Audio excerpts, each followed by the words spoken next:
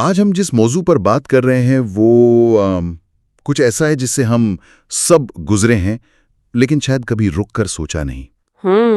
اردو پڑھنا سیکھنا۔ ہمارے پاس زبان سکھانے والے ماہرین کے کچھ نوٹس ہیں جو اس عمل کے پیچھے چھپے مختلف طریقوں اور فلسفوں کی بات کرتے ہیں۔ جی، مجھے تو آج تک حیرت ہوتی ہے کہ یہ جڑے ہوئے حروف جن کی شکلیں لفظ کے شروع، بیچ اور آخر میں بدل جاتی ہیں، ہم آخر یہ پڑھنا سیکھ کیسے جاتے ہیں؟ بالکل، اور یہ کسی جادو سے کم نہیں لگتا۔ لیکن مزے کی بات یہ ہے کہ یہ جادو کسی ایک منتر سے نہیں ہوتا۔ اچھا؟ جی، پڑھنا سکھانے کا کوئی ایک صحیح طریقہ ہے ہی نہیں۔ ہمارے پاس جو نوٹس ہیں وہ اصل میں پڑھانے کے الگ الگ نظریات کی ایک بہت دلچسپ کہانی سناتے ہیں۔ کہانی کس طرح کی؟ یہ سفر زبان کی سب سے چھوٹی اکائی یعنی ایک رکن سے شروع ہوتا ہے اور جاتا ہے سب سے بڑی اکائی یعنی پوری کی پوری کہانی تک۔ اچھا، تو آئیے اس کہانی کو شروع سے شروع کرتے ہیں۔ سب سے پہلا اور شاید سب سے روایتی طریقہ جسے ارکانی یا اجزائی طریقہ کہتے ہیں۔ جی، اسے دیکھو اور بولو کا طریقہ بھی کہا جاتا ہے۔ یہ بالکل ویسا ہی ہے جیسے کوئی ایک ایک اینٹ جوڑ کر دیوار بناتا ہے۔ بہت اچھی مثال دی آپ نے۔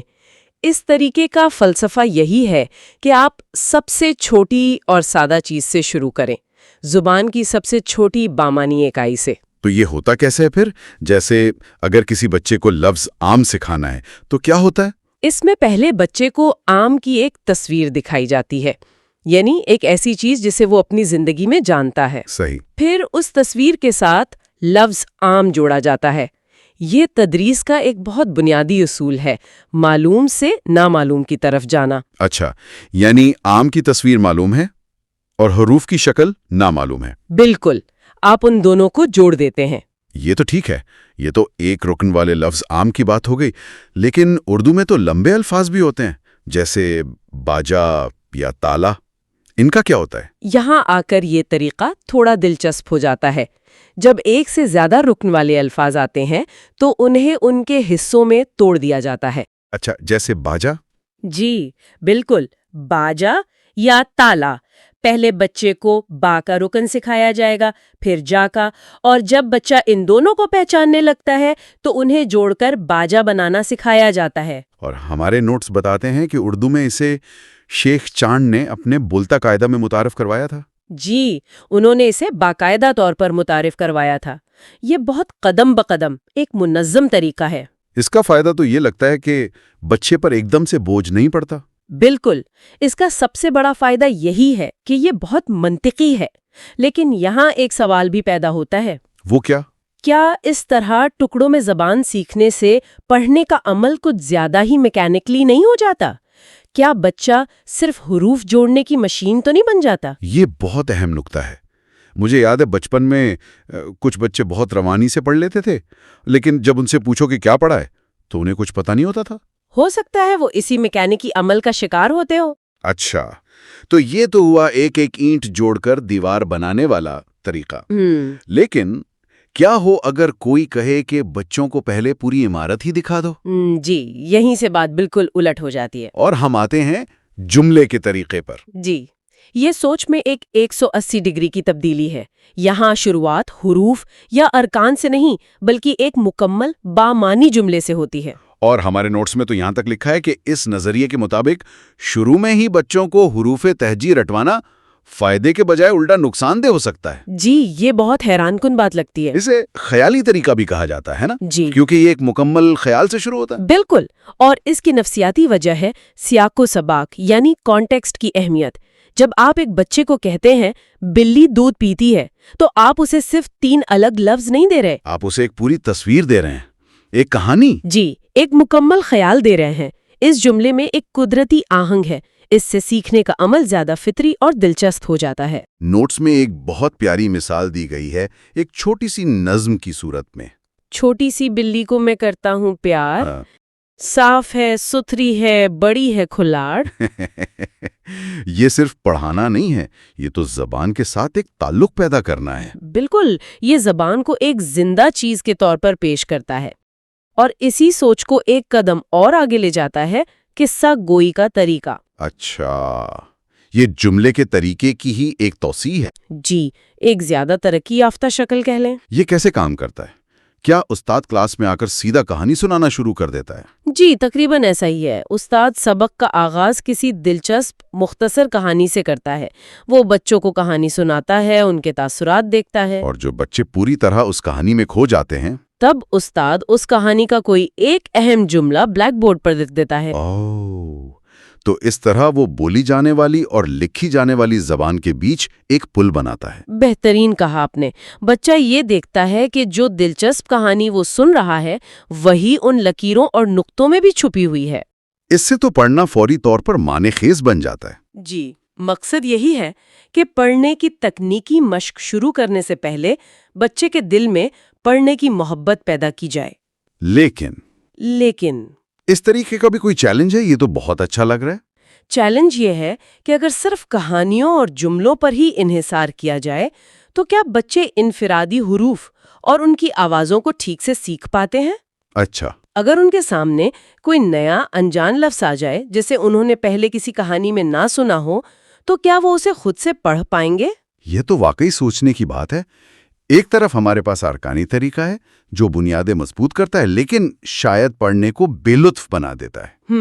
دوسری طرف کہانی کا طریقہ ہے جو پڑھنے کو دلچسپ بناتا ہے لیکن شاید بنیادوں کو کمزور چھوڑ دیتا ہے۔ جی، یہ تو دو بالکل الگ دنیایں ہیں۔ ان میں کوئی درمیانی راستہ نہیں ہے کیا؟ یہی وہ مقام ہے جہاں تدریس ایک سائنس کے ساتھ ساتھ ایک آرٹ بھی بن جاتی ہے، اور آپ کا سوال ہمیں سیدھا مخلوط طریقوں کی طرف لے جاتا ہے۔ مخلوط طریقے یعنی سب کا تھوڑا تھوڑا مکسچر؟ جی ہاں، اس کا بنیادی فلسفہ بہت عملی ہے۔ ایک اچھے استاد کے پاس صرف ایک ہتھوڑا نہیں ہونا چاہیے بلکہ اوزاروں کا پورا بکس ہونا چاہیے۔ یعنی کوئی ایک طریقہ ہر بچے کے لیے کام نہیں کرتا؟ بالکل۔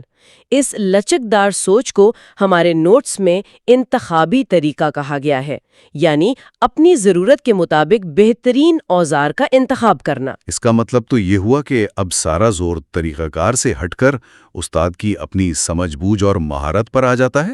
درست۔ استاد اب صرف ایک کتاب پر عمل کرنے والا نہیں رہا، وہ ایک ماہر کی طرح تشخیص کرتا ہے کہ اس وقت بچے کو کس چیز کی ضرورت ہے۔ کیا اسے حروف کی مشق کروانی ہے یا اسے ایک کہانی کے بہاؤ میں بہنے دینا ہے؟ بالکل۔ ہمارے نوٹس میں اس سلسلے میں دو بہت دلچسپ شخصیات کا ذکر ملتا ہے۔ پہلی ہے مس اسٹیونسن۔ اچھا، ان کے بارے میں کیا خاص بات ہے؟ وہ قصہ گوئی کے طریقے کی بہت بڑی حامی کے طور پر جانی جاتی تھیں، لیکن حقیقت میں وہ انتخابی طریقے پر یقین رکھتی تھیں۔ مطلب وہ صرف کہانیوں پر ہی انحصار نہیں کرتی تھیں؟ نہیں، بالکل نہیں۔ وہ ضرورت پڑنے پر جملے کا طریقہ اور یہاں تک کہ ارکانی طریقہ بھی استعمال کرنے سے نہیں ہچکچاتی تھیں۔ ان کا مقصد بچے کو سکھانا تھا، کسی ایک نظریے کو ثابت کرنا نہیں۔ صحیح۔ ان کے بارے میں ایک تفصیل مجھے خاص طور پر بہت متاثر کن لگی۔ کون سے؟ نوٹس میں لکھا ہے کہ انہوں نے جیلوں میں قید بچوں کو بھی پڑھایا۔ ایک منٹ، جیلوں میں؟ یہ تو بہت غیر معمولی بات ہے۔ بالکل۔ یہ ظاہر کرتا ہے کہ وہ کس قدر مشکل حالات میں کام کرنے کو تیار تھیں۔ جیل میں ایک بچہ شاید گھر کے آرام دہ ماحول والے بچے سے بہت مختلف ذہنی حالت میں ہوتا ہے۔ اور مس اسٹیونسن کی کامیابی اس بات میں تھی کہ وہ ہر بچے کی ضرورت کو سمجھ کر اپنا طریقہ بدل لیتی تھی۔ جی، ان کے لیے خواندگی ہر بچے کا بنیادی حق تھا، چاہے حالات کچھ بھی ہوں۔ واہ۔ اور دوسری شخصیت جن کا ذکر ہے وہ ہے پرنسپل سجاد مرزا۔ انہوں نے بھی اپنا ایک مخلوط طریقہ پیش کیا۔ جی، اور ان کا طریقہ تو واقعی ایک سب کا امتزاج تھا۔ انہوں نے مختلف طریقوں کے صرف بہترین اصولوں کو اکٹھا کرنے کی کوشش کی۔ اچھا، کیا کیا شامل تھا اس میں؟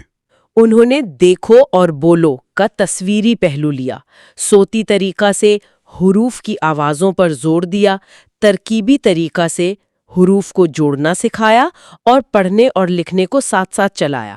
تو انہوں نے گویا ہر پھول سے رس نکال کر اپنا ایک شہد تیار کیا۔ ان کا دعویٰ کیا تھا؟ کیا یہ طریقہ زیادہ مؤثر تھا؟ ان کا دعویٰ تھا کہ اس جامع طریقے سے بچے دوسرے روایتی طریقوں کے مقابلے میں بہت جلد اور زیادہ مؤثر طریقے سے اردو پڑھنا سیکھ سکتے ہیں۔ تو آج ہم نے زبان کی سب سے چھوٹی اکائی یعنی رکن سے اپنا سفر شروع کیا۔ ہم نے دیکھا کہ کس طرح اینٹ پر اینٹ رکھ کر لفظوں کی دیوار بنائی جاتی ہے۔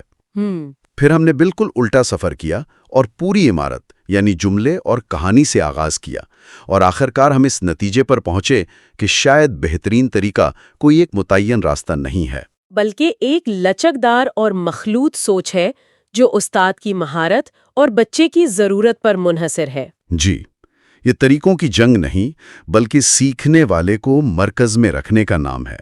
بہت خوبصورتی سے خلاصہ کیا آپ نے، اور میں یہاں ایک آخری سوچ کے ساتھ بات ختم کرنا چاہوں گی۔ جی ضرور۔ یہ سارے نوٹس ہمیں پڑھانا سکھانے کے کیسے کے بارے میں تو بہت کچھ بتاتے ہیں، لیکن یہ بالواسطہ طور پر ایک گہرا سوال بھی اٹھاتے ہیں۔ خواندگی کا حتمی مقصد کیا ہے؟ یہ تو سب سے بڑا سوال ہے۔ جی، کیا یہ صرف حروف کو جوڑ کر الفاظ کو پہچاننے کی ایک ٹیکنیکل مہارت ہے، یا اس کا مقصد خیالات کو سمجھنا، شاعری کے آہنگ سے لطف اندوز ہونا اور کہانیوں کی دنیا سے جڑنا ہے؟ اور یہ سارے طریقے اسی بڑے سوال کے مختلف جواب ہیں۔ بالکل۔ ارکانی طریقہ اسے ایک ٹیکنیکل مہارت کے طور پر دیکھتا ہے، قصہ گوئی کا طریقہ اسے ایک ثقافتی اور انسانی تجربے کے طور پر پیش کرتا ہے، اور مخلوط طریقہ کہتا ہے کہ یہ دونوں ہی ضروری ہیں۔ شاید اگلی بار جب ہم کسی کو پڑھتا دیکھیں تو یہ سوچیں کہ اسے کس فلسفے کے تحت سکھایا گیا ہوگا، اور اس فلسفے نے زبان کے ساتھ اس کے تعلق کو کیسے شکل دی ہوگی۔